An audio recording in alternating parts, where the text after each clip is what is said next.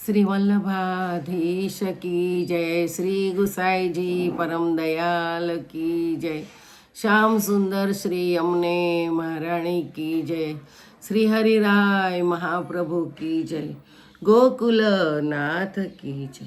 આપણે ગોપી ગીત વિશે રસપાન કરીએ છીએ. તેમાં 18મો શ્લોક આવ્યા છીએ. પ્રજવનો કસાવ્યતિરંગતે વૃજિનૃત્રયલં વિશ્વમંગલં ત્યજ મનાકતનસ્વસ્પૃહાત્મનાં સ્વજનરુદ્રુજાં યન્નિષૂદનમ. વ્રજવનોક્ષા એટલે પ્રાણ સ્વરૂપ વ્રજના વનવાસીઓના તમારી અભિવ્યક્તિ થઈ છે. વ્રજવાસીઓના તમામ દુઃખ વિસારવા અને વિશ્વનું મંગલ કરવા માટે વળી તમે સ્વજનોના હૃદય રોગહારક છો.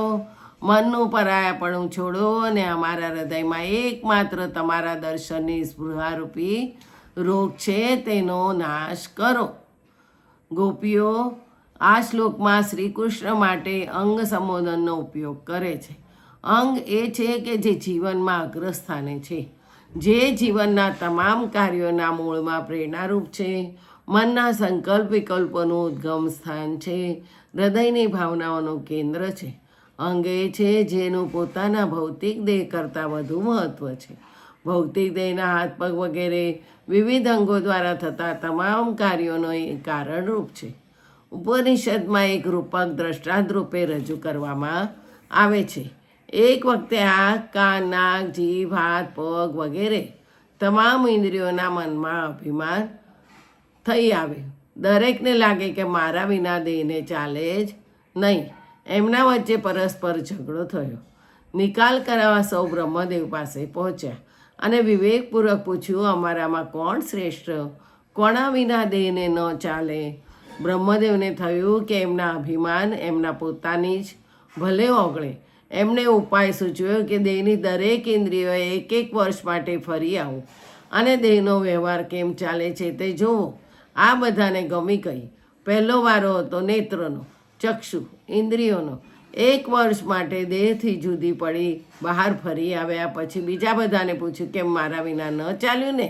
બધાએ કહ્યું, શરૂમાં જરા અગવડ તો પડી, પરંતુ પછી તો ટેવ પડી ગઈ, એટલે હવે વ્યવહાર બરાબર ચાલે છે, ખાસ મુશ્કેલી પડતી નથી. ચક્ષુને લાગ્યું કે મારા વિના તો ચાલે જ છે, અંધ જીવો પણ જીવી તો શકે જ છે ને. વારાફરતી 1 વર્ષ છૂટા પડ્યા પછી સૌને એવો જ અનુભવ થયો કે સૌ વિના દેહ તો ચાલે જ છે. ઉલટ દેહ તો એનો આશ્રય સ્થાન છે. એના વિના ઇન્દ્રિયોને આશ્રય કોણ આપે? બધા ચૂપ થઈ ગયા. પછી વારો આવ્યો પ્રાણનો. એ કહે કે તમે બધા 1 વર્ષ ફરી આવ્યા, હવે હું પણ ફરી આવું. અને પ્રાણે જ્યાં બહાર નીકળવાની તૈયારી કરી ત્યાં તો બધી ઇન્દ્રિયોની શક્તિ એકદમ ક્ષીણ થઈ ગઈ. એમને થયું કે પ્રાણના જવાથી દેહ તો ટકશે નહીં. દેહ વિના આપણે રહીશું ક્યાં અને કરીશું શું? અર્થાત દરેકનું અસ્તિત્વ જ અસ્ત પામવાની અણી પર આવ્યું. સૌએ પ્રાણને કાલાવાલા કર્યા અને ન જવા માટે વિનંતી કરી. બધાએ ભેગા મળી દેહ મંદિરમાં પ્રાણને પોતાના દેવ તરીકે પ્રતિષ્ઠા કરી. દેહના તમામ અંગોએ સર્વાનુમતે એ વાત સ્વીકારી કે પ્રાણ ભલે બીજા અંગોની જેમ બહાર ન દેખાય, છતાં અમારા બધાએ કરતાં દેહનું શ્રેષ્ઠતમ અંગ પ્રાણ છે. અમારા વિના ચાલશે, એના વિના નહીં ચાલે. જે વાત સંસારના ભૌતિક દેહોમાં વસતા જીવો અભિમાનને કારણે નથી સ્વીકારતા, એ વાત ગોપીઓએ પ્રેમથી સ્વેચ્છાએ સ્વીકારી લીધી છે. માટે તો ગોપીઓએ સંસારના સાધનો અને સ્વજનો એ સૌના બદલે અરે પોતાના દેહના શક્તિ, સૌંદર્ય અને અસ્તિત્વનું કેન્દ્ર શ્રી કૃષ્ણને બનાવ્યા. ગોપીઓ શ્રી કૃષ્ણને તમામના કરતા શ્રેષ્ઠતમ અંગ તરીકે ઓળખાવે છે અને પોતાના જીવનમાં દેવતા તરીકે પ્રતિષ્ઠા કરીને શ્રી કૃષ્ણને પ્રાણ સ્વરૂપ નામથી સંબોધે છે. ગોપીઓ કહે છે, હે પ્રાણ સ્વરૂપ, તમે શાને માટે તરછોડો છો અર્થાત અંગ એ પ્રાણ સ્વરૂપ મનમોહન. તમે વ્રજવાસીઓના પ્રાણરૂપ છો. તમે વ્રજ અને વન બંનેમાં વસતા જીવોના પ્રાણરૂપ આત્મારૂપ પણ છો.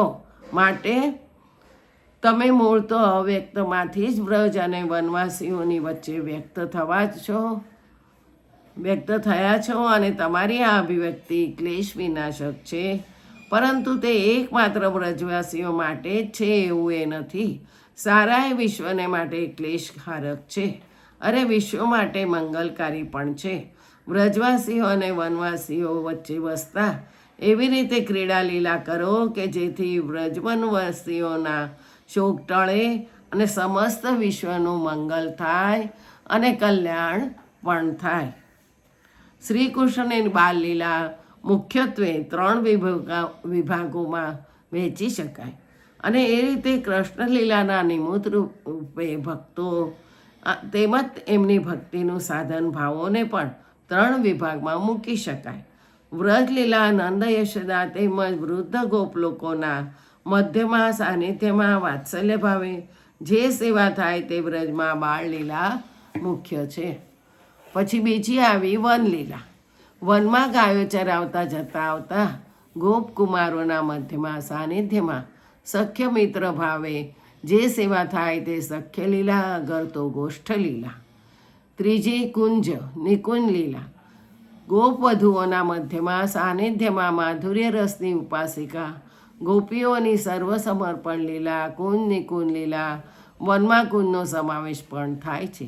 શ્રી કૃષ્ણની આ લીલાઓ માત્ર બાલ માનસમાંથી ઉત્પન્ન થતા તરંગોના પરિણામરૂપ કોઈ ચેષ્ટા માત્ર નથી, પરંતુ શ્રી કૃષ્ણની એક એક લીલા પાછળ જ્ઞાન વિજ્ઞાન સહિતના કલાત્મક જીવનનો આનંદસભર આદર્શ રહેલો છે.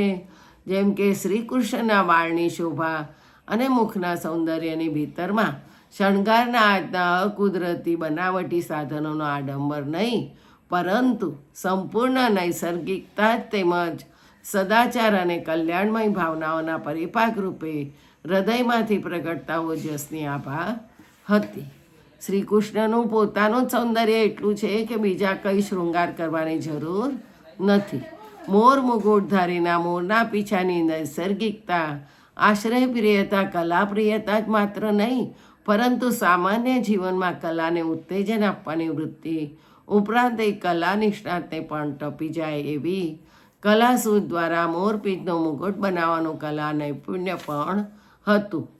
બંસીધર તરીકે માત્ર બંસી બજાવી એટલું જ બસ નથી, પરંતુ તદ્દન હલકી વસ્તુ તરીકે જાણીતા અપશુકનીય ગણાતા પોલા અને ગાંઠોવાળા વાંસનો શ્રેષ્ઠતમ ઉપયોગ કરવાની કુશાગ્રતા, બુદ્ધિ અને આવડત, મોટા સંગીત વિશારદોને પણ મુગ્ધ બનાવી દે એવો સ્વર, ઉપરનો અંકુશ અને સંગીત સમ્રાટની અદાથી વ્રજ અને વનના પશુ પંખીઓ, પ્રાણીઓ, માનવીઓ, વૃક્ષો, પથ્થરોને પણ ડોલાવી દેવાનું, વશ કરવાનું સામર્થ્ય મૂર્તિમંત બને છે.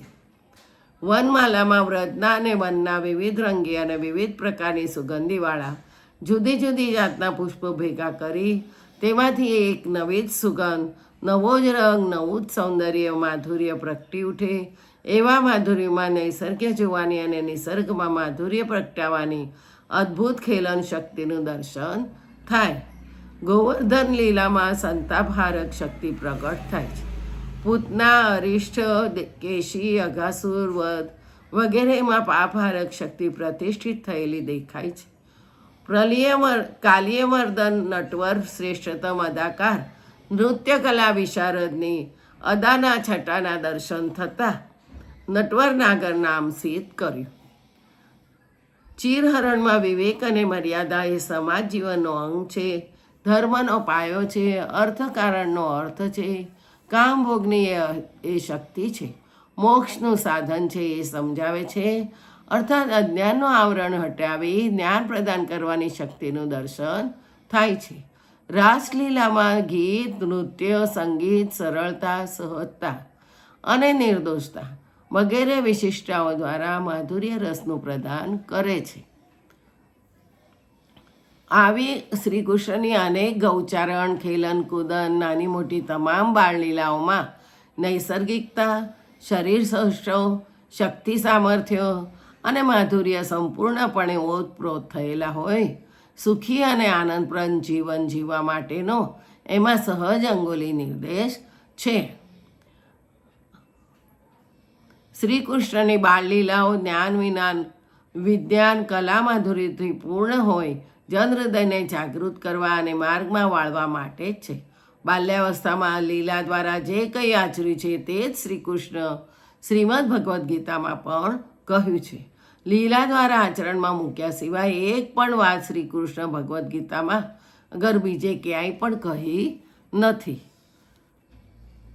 શ્રી કૃષ્ણની બાળલીલાને કાં તો શ્રીમદ ભગવદ્ ગીતાને અગર એ બંનેને આપણે જ્ઞાન વિજ્ઞાન કલા અને એ ચારેયનું સંકલન કરીને સમજવાનો પ્રયાસ કર્યો છે કે કેમ. અજ્ઞાનીજનો એમ કહે છે કે ભગવદ્ ગીતા કે શાસ્ત્રો એ તો જ્ઞાનીઓ માટે છે, આપણે માથા ફોડવાની જરૂર નથી. જ્ઞાનીઓ એમ માને છે કે કૃષ્ણની બાળલીલાની વાતો તો અજ્ઞાની માણસો માટે છે, આપણા માટે નથી. ગોપીઓ કંઈ જુદી જ વાત કરે છે. એ તો રોતા રોતા ડૂમો ભરાયેલા અવાજે કહે છે, શ્યામ સુંદર તમે છુપાઈ ગયા છો, પરંતુ જરા વિચાર તો કરો કે જે લોકો મોટા નગરોમાં રહે છે એ તો જ્ઞાન મેળવી શકે છે, એ તો ભણેલા જ્ઞાની છે, એટલે પોતાનું ભલું પોતે કરી શકે છે. પરંતુ અમારા જેવા વનવાસી ક્યાં જશે? કોનું શરણ શોધશે? ગોપીઓ કહે છે તમારો હેતુ ગોપીઓ કહે છે કે વનવાસી ક્યાં જશે અને કોનું શરણ શોધશે, પણ તમારો હેતુ શું છે? અવ્યક્ત પરમાત્મામાંથી વ્યક્ત એવા શ્રી કૃષ્ણ થયા, નિરાકારમાંથી સાકાર થયા, નિર્ગુણમાંથી સગુણ થયા, પૂર્ણ સતીદાનંદમાંથી એક સરખા વ્રજવાસી ગોપાલ થયા. શા માટે આટલું બધું કર? શા માટે? એટલા માટે કે તમે કરુણા સાગર છો. વનમાં જીવન વિતાવનારા વનવાસીઓ, વ્રજમાં વસનારા ગોવાળીઓ અને એમના કુટુંબીજનોના જીવન તો ગાયો અને અન્ય પ્રાણીઓ વચ્ચેથી વ્યતીત થવાના એમનું કલ્યાણ કેમ થશે? આવા વિચારથી તો તમે વ્રજમાં વ્યક્ત થયા જ, છતાંય કંઈ એકલા વ્રજ માટે નથી. બ્રહ્માજીની પ્રાર્થનાથી જગતનું મંગલ કરવા આવ્યા છો. વ્રજવાસીઓ વૃદ્ધ ગોપ સ્ત્રી પુરુષો, વનવાસી ગોપકુમારો અને ગાયો, કુંજની કુંજ પ્રિય ગોપીઓ, આ બધાની વચ્ચે તમે વ્યક્ત થયા છો. એટલા માટે કે તમારા સમસ્ત વિશ્વનું મંગલ થાય, કલ્યાણ થાય એવી રીતે લીલા વિહાર કરવું હોય, અને તમે તો સમસ્ત વિશ્વના પ્રાણી માત્રના સંકટ દૂર કરવામાં સમર્થ છો. શાસ્ત્રો અને સંતો પણ કહે છે કે ભગવાનની અભિવ્યક્તિ સંસારના જીવોના કલ્યાણ માટે જ હોય છે, તો પછી અમારું અમંગલ શા માટે? તમને પ્રાપ્ત કરવાની, તમારું દર્શન કરવાની અમારી સ્પૃહા છે, એ તો અમારું જીવન છે. ગોપીઓ કહે છે અમારે તમારા દર્શનની સ્પૃહા છે અને એના માટે તો અમે જીવીએ છીએ. એ તો અમારો આત્મા છે. મનમોહન, તમને પ્રાપ્ત કરવા માટે અમારા મન વ્યાકુળ થાય છે અને તમારા દર્શન પછી તમને છોડવા જ નથી એવો દ્રઢ નિર્ધાર પણ અમે મનમાં કરી રાખ્યો છે. એના ઉપર તો અમે જીવી રહ્યા છીએ. આ સ્પૃહા જ અમને જીવાડી રહી છે. પ્રેમ માર્ગમાં સ્પૃહા એ પ્રેમનું વાહન અને પ્રેમનું રક્ષક બની જાય છે. ભક્ત અને ભક્તિ સંબંધે એક પ્રસંગે વલ્લભાચાર્યજી અને શ્રી ચૈતન્ય મહાપ્રભુજી વચ્ચે ચર્ચા થયેલી. શ્રી વલ્લભાચાર્યજી ભક્તિનું સ્વરૂપ શું એમ કહે છે તો ચૈતન્ય મહાપ્રભુજી ભગવાન શિવજી પર જળની અખંડ ધારા પડ્યા કરે તેવી જ રીતે ચિત્તની અખંડ ધારા ભગવાનમાં રહે અને ભગવાનમાં ચિત્ત વૃત્તિ ઉદય પામે, એનું નામ ભક્તિ છે. એ ભક્તિનું સ્વરૂપ છે એમ કહેવા માગે છે. જે શ્રી ગોખલેશ બીજો આવતીકાલે.